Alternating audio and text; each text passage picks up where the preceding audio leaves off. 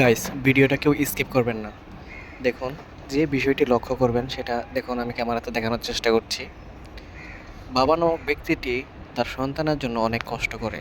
ছোটবেলা থেকে আদর যত্ন করে কখন কি লাগবে না লাগবে সবকিছু জোগাড় করে দিয়ে বেচালে বাবা যেমন হয় নামক ব্যক্তিটি আমাদেরকে অনেক বড় করে তোলেন। খাওয়ার কিন্তু লাগে আমরা শুকাই যাবে তো। বড় হয়ে কিছু না কিছু ফাহাদ, নেশায় পড়ে বাবাকে ভুলে যায়, মাকে চা ভুলে যায়। বানাইছস? দেখুন, রৌদ্রের ভিতরে গরু চড়াচ্ছে একজন বৃদ্ধ বাবা। রাত্রে এই আমার গলা মানুষটিও বন্ধ হয়ে কারো না গেছে কারো সাই বাবা। খাই আওয়াজ। এত কষ্ট এই রৌদ্রের ভিতরে একটা সাধারণ মানুষ চা যেখানে বানা থাকতে তো। পারে না। দেখুন, গাছ পর্যন্ত অন্ধকার হয়ে গেছে, সেখানে বলার কিছু নাই। এবং এতটাই কষ্টসাধ্য যে আমি ভিডিওটা অনেক দূর থেকে করতেছি। 6x পর্যন্ত আমি এটাকে জুম করেছি, এই কারণে রেজুলেশন বেশি একটা ভালোবাসা নেই। দেখুন, গরুর প্রতিও তার অনেক মায়া, গরুটা পর্যন্ত তার দিকে তাকায় আছে, সে চলে যাচ্ছে। তো এই হলো বাবা, যে কিনা সারা বছর পরিশ্রম করে নিজের পরিবারের মুখে হাসি ফোটানোর জন্য।